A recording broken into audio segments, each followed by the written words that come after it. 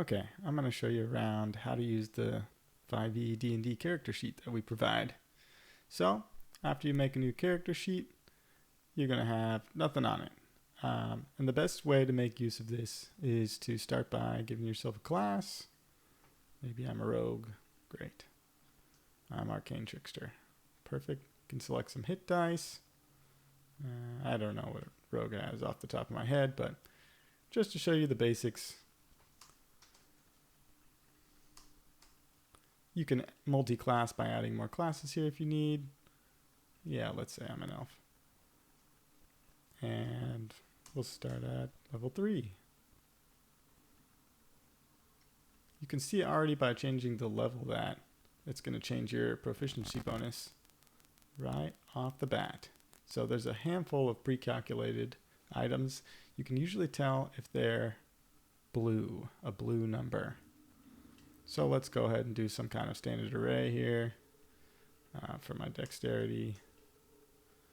I don't know, intelligence, 13, 12, 10, 8, something like that. You can already see we're pre-calculating our skills. Maybe I have some skill proficiencies. We can click some of these on. And if you really need to add an extra modifier, you can click the little gear icon and plug something in. Then it'll add to your score and it'll be in green instead of blue there. Let's talk about some of the pieces up here. Say you've got, 30 hit points and you need to add some temporary hit points. You can go ahead and do that. Gear icon there. It'll be in green. Otherwise, if you have negative hit points for some reason, it'll be in red. And let's say we've got some temp hit points, 4 of them, and we get hit and we go down. It'll automatically deduct those and bring you back to a stable hit point value there.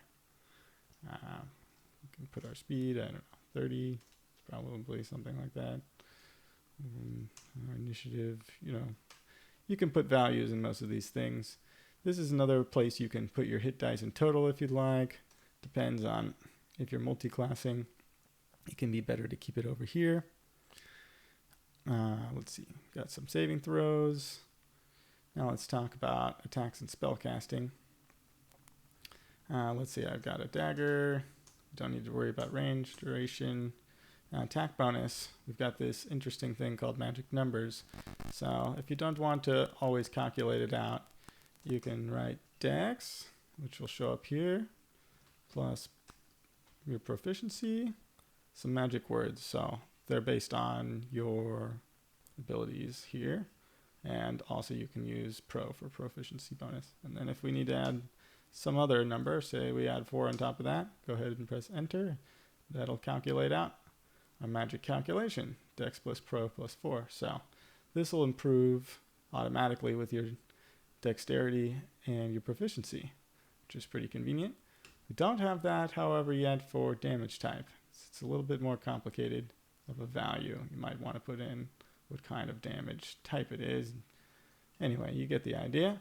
So try to do some calculations for you. That's kind of convenient. Let's see over here. Say we've got like language proficiency. We speak common, hopefully. If you need to get rid of something, there's usually a red X. I'll prompt you to see if you want to delete it, but we want to keep that, so we'll keep that there.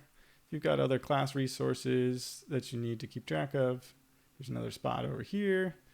You can add death saves and failures. Your equipment, you can add as many as you like and give it a quantity and a weight. There's going to be some autofill drop down from the 5e SRD content. So if you just want to pick something like that, it's nice and simple.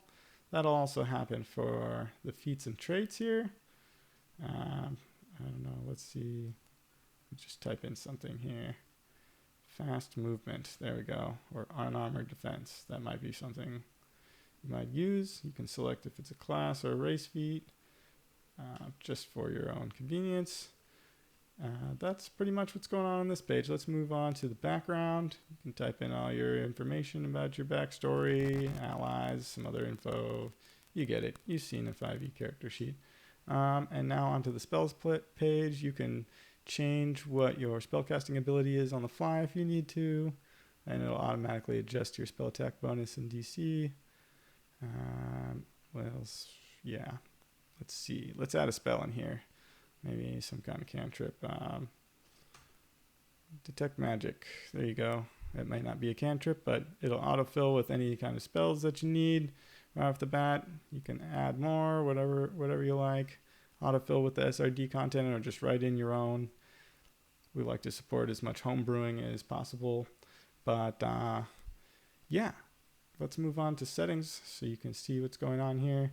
You can create an invite link, so any other accounts that you want someone to have access to this character sheet with, you can go ahead and copy a link and send it to them, and it'll connect on their dashboard, and they'll be able to view this sheet. You can also revoke that access at any time. Gets into somebody's hands you don't want editing it. You can delete that link if you just don't want it around altogether. Simple way if you want to just duplicate your sheet for whatever reason. Say you make a nice base and you're like, well, I think I'm going to use this again sometime. Duplicate's a good feature. And then if you want to choose to add your character sheet to a world that you've been invited to or that you've created for your DM to see, you can go ahead and connect it to existing worlds that you're a part of. That's about the basics of the character sheet.